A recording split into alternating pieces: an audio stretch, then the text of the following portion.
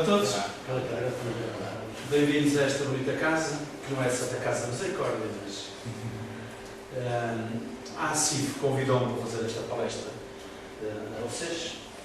Mais um workshop que eu quero falar convosco sobre o que é isto das organizações do século XXI. O meu nome é Moreira da Silva, tenho 26 anos, mais 36 de experiência. Sou da área comportamental, sou da área da psicologia, mas sou mestre em gestão também e doutorado em ciência política, cidadania e relações internacionais. Sou consultor empresarial de uma multinacional americana e guru de um grupo italiano e de uma empresa nacional. Depois poderemos discutir o que é isto de guru, não sei se é um piropo, se é um insulto. Mas dou aulas em Coimbra, dou aulas no Porto e dou aulas também aqui na Universidade de Minho, pós-graduação, que eu proponho falar convosco hoje de 3 coisas extremamente importantes.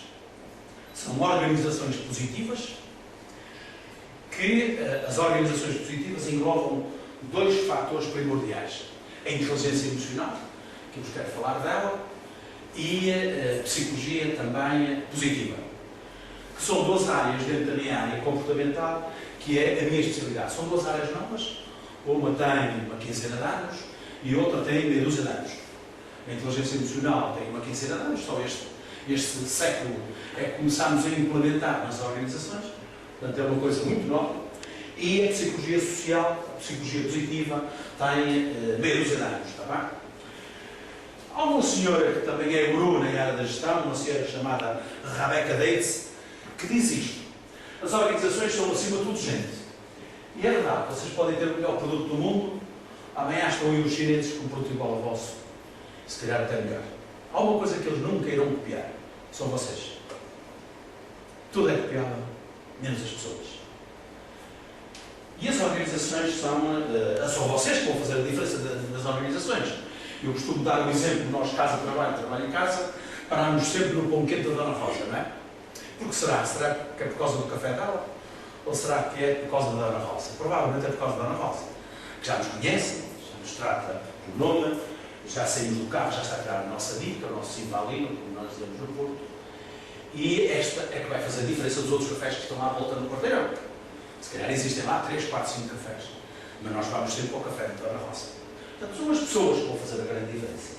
Mas há um senhor que prevê o futuro, estas mutações constantes da sociedade, já nos anos 70 já falava disto, que era o seu chamado Alvin Toffler, que falava do choque do futuro, em que ele diz uma coisa mais profunda.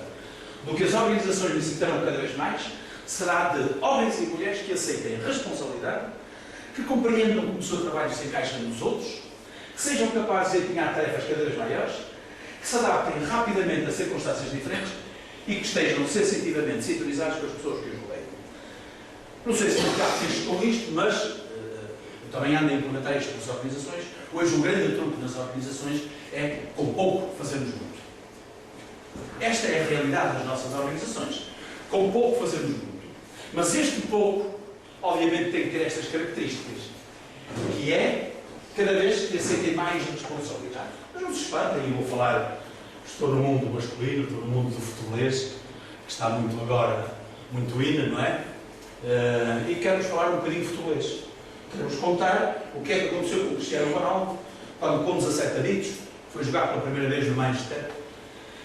E o treinador, sabem o que é que disse? No primeiro jogo, foi substituir um colega, vai lá para dentro e diverte-te. No primeiro jogo. No segundo já lhe estava a dizer: tu vais lá para dentro, vais marcar um gol e vais multiplicar o mínimo.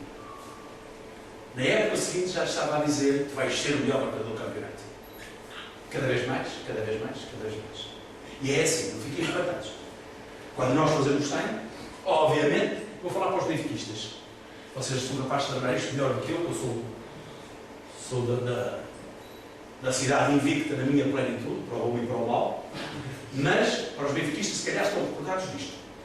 E um jogador que saiu daqui de Braga, que na pré-temporada do ano passado, vinha de primeira página, julgo na bola, e eu este ano vou marcar 30 gols. E eu fui ver o que é que ele tinha acontecido na época anterior. Sabem quantos gols tinha marcado o Lima? 20 gols. Já imaginaram se ele viesse para os jornais dizer e eu este ano vou marcar 19 golos ou vou marcar 20 golos. O que é que diriam os benfiquistas? Isso já marcaste do ano passado. Nós queremos é mais. Nós queremos é mais. Vocês estão numa organização chamada empresa. E sabem qual é a primeira finalidade de uma empresa? Quem me sabe dizer? Tem N finalidades. Mas a primeira, não fiquem tristes, é o lucro. É o lucro. A segunda é a função social, dar-nos emprego. Mas se a empresa não tem lucro, esqueçam.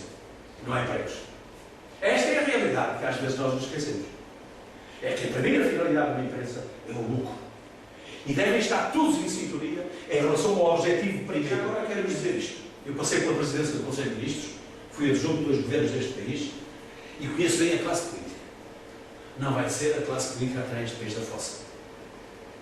Quem vai tirar este país da fossa são, obviamente, vocês, nas empresas. Chamado Lutero, no centro da Europa, que questionou o Vaticano em 94 pontos. E um deles, sabem qual era? O fim do feudalismo. O feudalismo no passado não desenvolvia as sociedades. As sociedades eram sempre iguais. E o Lutero defendia, nestes 94 pontos, uma nova estrutura diferente do feudalismo, e a estrutura é essa que nós hoje chamamos de empresas. E este movimento foi criado no centro da Europa e no sul da Europa, e este movimento foi chamado a Reforma. E no sul da Europa foi criado um movimento chamado a Contra-Reforma. Vejam onde é que está o desenvolvimento, vejam onde é que está o subdesenvolvimento. Atrasámos muito a perceber da importância que são as estruturas organizativas. Bom, não podemos esquecer como é que o nosso trabalho se encaixa no dos outros, e não há secções estanques. Eu às vezes chego na área comportamental a fazer auditorias e vejo a secção de estampagem em guerra com a secção do escritório, e o escritório em guerra com o setor das matérias-primas, e as matérias-primas, desculpem lá, com pouco fazer-se muito, mas tem que haver aqui um efeito de sinergia. É aqui que nós contrariamos a matemática, é aqui que é possível 2 mais 2 serem 5, como o Almir Palfreira diz, que estejam sensitivamente sintonizados com as pessoas que os rodeiam. E isto não é só dentro da nossa equipa, bem em sintonia, é também as equipas estarem sintonizadas umas com as outras. Porque às vezes é desgastante. Já agora quero dizer isto, vamos assumir isto. O que nos tira ao sono não é um dia de trabalho violento. Isso quando chegamos ao final do dia, depois de um dia estafante, aquilo que nós demos na área comportamental, vem o descanso do guerreiro. Caímos à cama, passado 2 minutos, estamos a ressonar. O que nos tira ao sono, sabem o que é? É aquilo que deixamos por fazer. Que às 2 horas da manhã damos um salto na cama que a namorada até se assusta. Ei, que me esqueci, não sei o que foi. Isto é que nos tira ao sono. E outra coisa que nos tira ao sono, sabem qual é? As guerrinhas pessoais, as guerras interpessoais. Pode ser com um cliente, pode ser com um fornecedor, pode ser com um colega da equipa, pode ser com um colega da outra equipa, pode ser com o nosso líder, pode ser com o nosso liderado. Isto é que nos tira ao sono. E isto desgasta-nos. Então vamos lá agora assumir outra coisa também interessante. Se é pacífico a primeira finalidade de uma empresa é o lucro, então qual é a nossa finalidade, nos seus humanos? O que é que viemos ao mundo fazer? O que é que estamos aqui neste mundo para quê? Para sermos felizes. E às vezes esquecemos tantas vezes disso. Da mesma maneira que nos esquecemos dentro da organização que o objetivo primeiro é o lucro, também muitas vezes nos esquecemos que o nosso objetivo de vida primeiro é ser feliz. E esquecemos tantas vezes disso. E será que uma guerra interpessoal com o colega do lado, com o chefe, será que isso nos vai levar à felicidade? Não vai. Isso vai nos desgastar. Bom, então o que é que são isto? Organizações positivas.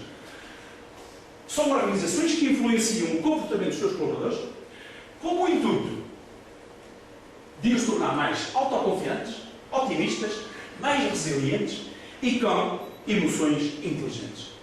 Ao contrário, eu fiz muitas admissões de pessoas nos anos 90. Bom, então, nós precisamos de pessoas dentro das organizações que sejam autoconfiantes. Aquele jogador que entra em campo e que diz: eu não vou jogar nada, eu não vou jogar nada, eu não vou marcar gol, eu não vou marcar gol, não marca o gol. Não sei se conhecem a lei da atratividade. A lei da atratividade é mesmo isto. É eu não consigo, não consegue. Isto vai correr torto, vai correr torto, vai correr torto. É um negativismo que muitas vezes existe nas nossas equipas e nas nossas pessoas. Não é por acaso que nós somos portugueses e o fado é português.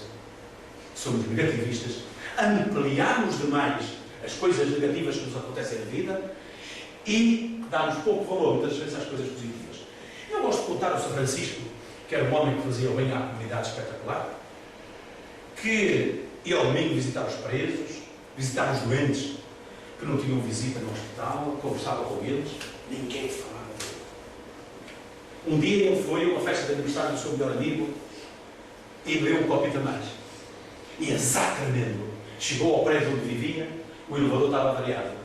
E ele foi, meio troco, até ao terceiro andar. Ao outro dia, todo o prédio dizia: o São Francisco sem direito, ontem veio os copos.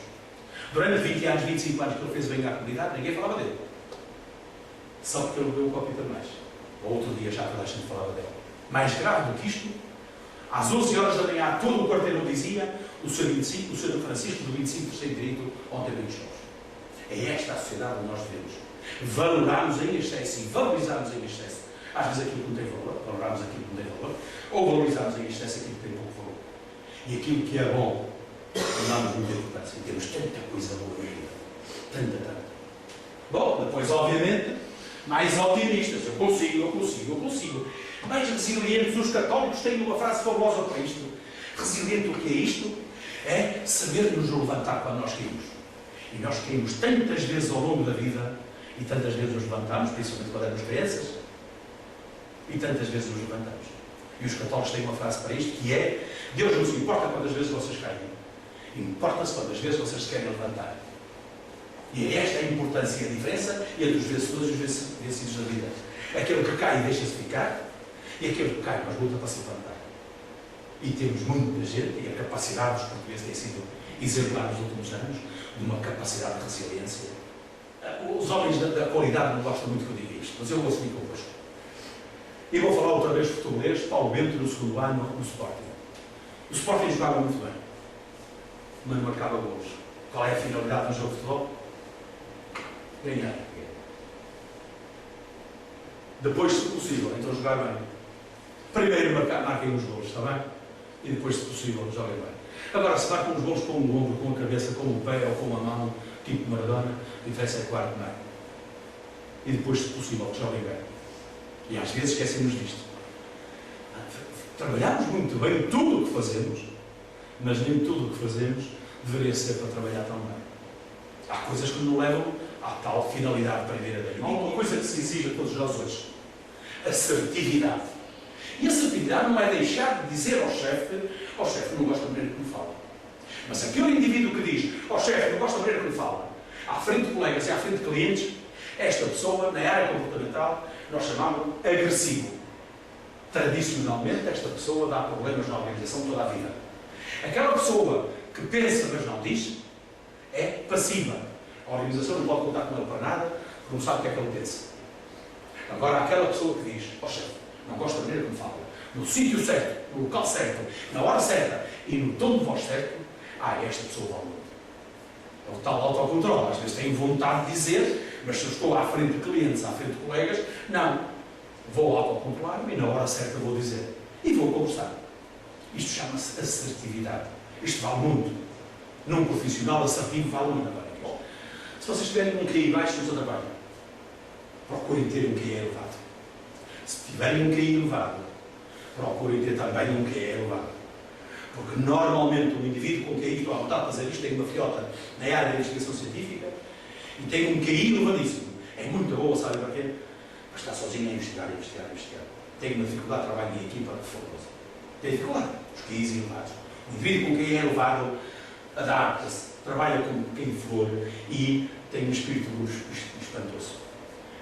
Pessoas com inteligência emocional bem desenvolvida têm extrema facilidade de integração e de relacionamento e a adaptabilidade às novas organizações. É com uma facilidade tremenda. Nós temos, por isso é que o que é importantíssimo nas organizações, que é uma coisa que necessitamos: automotivação permanente. Nós precisamos de permanentemente nos picarmos a nós próprios. As lideranças já não têm tempo de nos massajar o ego. Já não têm. Hoje temos de ser nós a automotivar-nos. E o indivíduo que se consegue automotivar é um indivíduo muito mais feliz. Bom, depois saber controlar impulsos. Às vezes temos vontade de baixar as calças ao colega e dar duas solas no traseiro. Mas isso vai nos dar a felicidade? Não leva. Então tem o autocontrole. Por isso é que muitas vezes nós ficamos ao final do dia cansados, e sabemos dizer porquê. Tem a ver com estas coisas que são tristes, que vêm dentro de nós. O autocontrole desgasta, está bem? Bom, depois saberem gerir emoções negativas, como o medo, o receio, praticar a empatia das relações pessoais. A empatia é a ponte para o desconhecido. Quando nós criamos empatia com outra pessoa, estamos a ajudar o outro a ser feliz. Há um método engraçado que vos quero falar, que é o método indutivo. Quando nós levamos um sorriso para uma pessoa, há 80% de hipóteses de ele ser simpático connosco. Mesmo que seja um desconhecido. Se eu vou carrancudo, se eu vou trambudo, há 100% de probabilidades de ele até mal criado vir a ser comigo. Sorriam para o mundo, está bem? Porque o outro vai sorrir para vocês. Todos gostam de ser tratados assim. Mesmo que seja uma besta quadrada, mesmo que seja um homem duro, mesmo que seja um homem mau das cobras. Às cobras. Ele gosta também de ser tratado com simpatia. Então basta levar o sorriso. O sorriso é a melhor ponte. Esta facebookiana é a melhor curva do corpo humano, está bem, que nós temos. Sorrir para o mundo. Mas temos a automotivação, que é a capacidade de orientar as emoções na persecução de um objetivo ou de uma meta. Por isso é que eu gosto de todos nós, dentro das organizações, tínhamos um objetivo todos os dias. Tínhamos uma meta. Porque a pior coisa que eu encontro quando vou à vossa organização, às organizações, é encontrar uma pessoa no meio de uma oficina, então qual é o seu objetivo hoje? O meu objetivo é chegar às 7 da tarde. Alguma coisa está mal. Sabem uma coisa? Às 7 da tarde vai custar muito a chegar. E quando nós temos um dia com objetivos, eu tenho que fazer isto, aquilo e outro, vem a inteligência emocional funcionar e quando damos por ela já são 7 horas. Bom, trata-se, portanto, da automotivação de uma componente da inteligência emocional essencial para a procura da autorrealização e também do aperfeiçoamento pessoal. A capacidade de nos motivarmos para encontrar uma razão e a força necessária para fazer alguma coisa sem a necessidade de sermos influenciados a fazer, está bem? Isto é automotivação. Eu não preciso que me piquem. Eu sozinho me pico. Isto é no mundo do outro, sem qualquer tipo de julgamentos.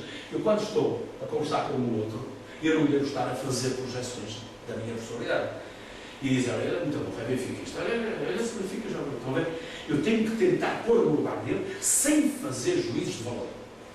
Porque nós estamos carregados de certezas, como sabem. A loura é burra, o preto é burro, a mulher é burra e por aí fora.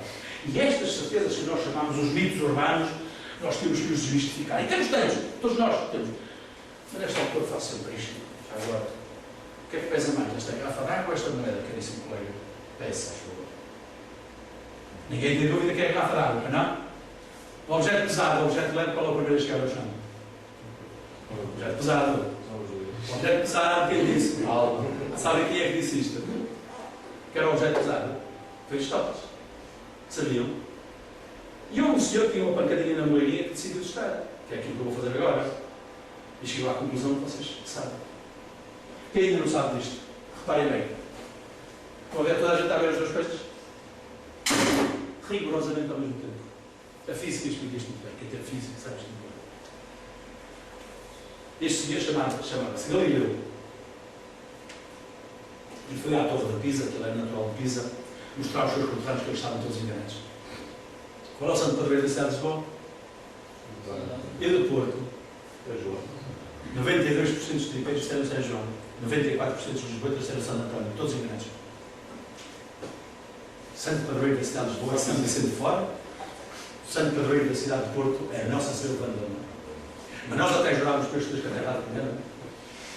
Que era o Santo António, que era o São João, que era o objeto pesado. Eu dou inovação em Coimbra, sabem uma coisa para nós inovarmos temos que fazer? Questionar aquilo que estamos a fazer. Se nós nunca questionarmos o que estamos a fazer, nunca inovamos. É verdade ou não é? Fazemos sempre a mesma coisa que fazíamos há um ano, há 10 anos, há 3 anos. E sabem uma coisa? A pica já desapareceu. Porque a pica vem com a novidade. Quando nós fazemos a coisa de novo, de maneira diferente, isso vem pica. Quando nos mecanizamos, quando nos robotizamos, fazemos a mesma coisa que fizemos no ano passado, ou provavelmente menos. Questionem permanentemente se não haverá outra maneira de fazermos as coisas. Porque era assim há um ano, há 2 anos, há 5 anos. Se calhar hoje é uma nova forma de fazer aquilo, está bem? Lembrem-se destas brincadeiras que eu vos fiz aqui, e não tenho tantas certezas na vida, está bem? E quando estiverem a teimar, somos teimosinhos quanto basta, não é? Lembrem-se desta brincadeira, deixa questionar, onde é que eu tenho esta certeza? Não tenho certeza de lado nenhum. Ouvi dizer, foi a vizinha do quinto andar, que tem namorado, que namora e faz segurança no primeiro-ministro, que não sei quantos, percebe? Estas toneladas para não ultrapassarem os limites. E como é que nós começámos a ver as coisas pelo lado positivo? Treinando, sabem como? Olhando para o tal copo, meio vazio, meio cheio. E em vez de nos habituarmos a dizer que normalmente dizemos que ele está meio vazio, saibamos ser felizes por aquilo que temos, que é meio copo cheio. E não por aquilo que nós não temos. E isso, ao longo da nossa vida, onde reparar isso, eu vou falar mais adiante na psicologia positiva, damos um valor tremendo àquilo que não temos. E às vezes damos pouco valor a coisas boas que temos. Os amigos, a família, o trabalho e outras coisas mais. Lidar com a pressão. Todas as pessoas enfrentam momentos estressantes. Como se lida com essas situações, está a diferença entre ser assertivo ou ser reativo.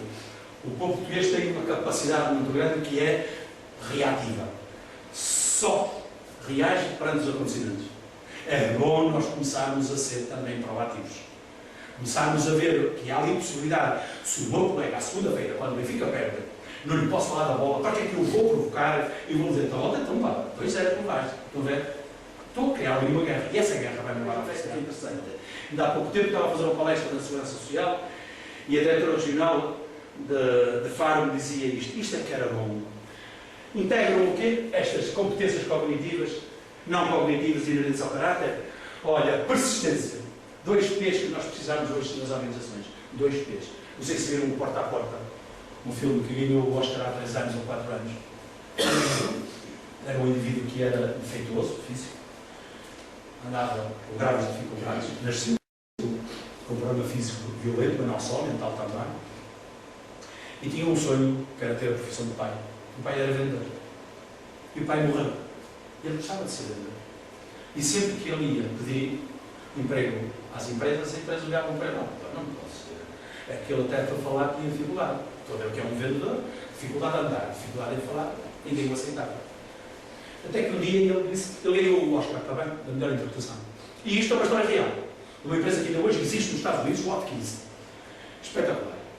E ele chegou à beira de um destes gerentes, desta empresa, e disse, opá, mande-me para aquela zona onde ninguém quer trabalhar. A pior zona que vocês têm. E o gerente decidiu pôr lá a fazer porta a porta. Ao fim do ano, eu fui o melhor vendedor, e entre dezenas e dezenas de vendedores de todos os Estados Unidos. O melhor vendedor. Está bem? Claro que depois entrou também o síndrome do favoritismo, que nós chamamos de era comportamental, até mudou de emprego, já se pensava que era uma pessoa, ele era uma outra pessoa qualquer, eu sou bom. E mudou de emprego, depois por acaso viu com o relator, voltou outra vez. E então a mãe mandava-lhe um lanche, aquelas sandocas que nós chamamos cá do pão de forma, e punha 2 P's. Na frente punha-lhe paciência e na outra punha-lhe persistência. É isso que todos nós temos de ter. 2 P's importantes. Paciência e persistência. Não desistir à primeira nem à 10ª também. Depois, obviamente, a curiosidade, a resiliência, aquilo é questionar, é aquilo que estamos a fazer, não haverá outra maneira de fazer as coisas diferentes. A resiliência, ao cairmos, não sabemos levantar. As minhas filhas, quando eram pequenitas, e caíam, e choravam, a minha mulher dizia-lhes elas, chega aqui que eu levanto. Para lhes ensinar a saberem levantar-se também, que é preciso. Dar sentido aos nossos dias. Vou-vos ensinar a regra 3-1. Para os nossos filhos, quando ele vier com uma coisa má, e que vocês o queiram chamar a atenção, esta regra 3-1 que nós dizemos na área comportamental. Antes de dar-me a cantanada bem dada, que merece, digam 3 coisas boas que ele fez. Epá, 17 a matemática é espetacular, e o 15 a história, pá, e o 16 a geografia. Opa, agora o 7 a matemática, essa não, isso não é da ti. Percebem o que eu quero dizer? Quando vos acontecer uma coisa má, façam uma coisa importante. Vejam 3 coisas boas. Que essa coisa má, cuidado com uma situação. Tudo tem as 2 faces, o lado positivo e o lado negativo. O Sr. Francisco Torreiro, um bocado, ficou sem o braço direito e foi para os Passeios João. Quando veio para casa, tinha lá os amigos, os vizinhos do quarteirão. Ei, Francisco, tiveste um azar tremendo, ficaste sem o braço direito logo. Opa, mas felizmente fiquei com o braço esquerdo. Tudo tem um lado positivo e um lado negativo. Eu não estou a dizer abafar as coisas negativas, mas não valorá-las ou nem valorizá-las muitas vezes demais, mas também olhar para o lado positivo das coisas. E, se possível, a regra 3-1 também. Abafam a negativa com 3 coisas positivas, está bem? Então, as coisas boas na vida tem. Olha que bonito está o dia, olha que a mulher espetacular, percebe? 3 coisas boas. Quando nos acontecer no mar. E esbate-se bastante aquela coisa, não. Eu não estou a falar, volto outra vez a dizer, a abafar emoções, está bem? Senão nós rebentávamos. Estou a falar, saber gerir as emoções. É interessante, às vezes, nós ficamos frustrados e achamos que o nosso colega tem aptidões de aprender o espanhol mais rápido que nós. E nós demoramos mais tempo. Não se trabalha com isso também. Não há pessoas iguais. Não fiquem tristes. O Sousa Cardoso foi o ciclista do FQP, que em 1959 ganhou a volta a Portugal. E o jornalista, o repórter de então, da Rádio Portuguesa, foi fazer a entrevista internacional. Ó Sousa Cardoso, então como é que é o dinheiro ter ganho a volta a Portugal? É para si ou para distribuir pela equipa? E eles responderam, não, cada cal é cada cal. Está bem? É verdade, cada cal é cada cal. Não há pessoas iguais, como vimos isso no primeiro minuto. O importante é nós aceitarmos o colega com as suas características, com a sua individualidade. Sabem para quê? Para ele também me respeitar a mim, conforme eu sou. E nós nunca devemos criticar o colega, ou seja, quem for, que devemos criticar as ações. Não é o Manel és muito burro, ou o Manel és que faz assim, assim e assado. Está bem? Quando fazemos uso das nossas forças, sentimos com muito mais energia, são as atividades que nos sentimos bem ao fazer, temos uma maior fluidez e uma maior performance. Quero dizer agora uma coisa gira que é aprende-se a gostar. Quantos de nós, na nossa adolescência, não passou a cachopa do lado lá lá no passeio da rua e nós estamos assim, que coisa horrorosa que vai ali. E passado 15 dias estávamos tidos pelos beijos e este se calhar é mais nossos filhos. Aprende-se a gostar. A primeira vez que bebemos uma cerveja, que bebemos um whisky, que bebemos um champanhe, se calhar não gostamos. Que jogámos uma partida de xadrez, é preciso persistir. Aprende-se a gostar, está bem? Há 20 anos atrás nós precisávamos de 80% da informação na numeraria. Hoje só precisamos de 15 a 20%. Sabem porquê? Os outros 80% estão à distância de um clique. Está bem? Temos acesso à informação que os nossos antepassados não tinham, está bem? Hoje o sabemos, mas eu não preciso qual é a capital do Quebec, não é? Com um clique vou lá rapidamente e descubro, estão a ver? Já não temos tanta necessidade de informação.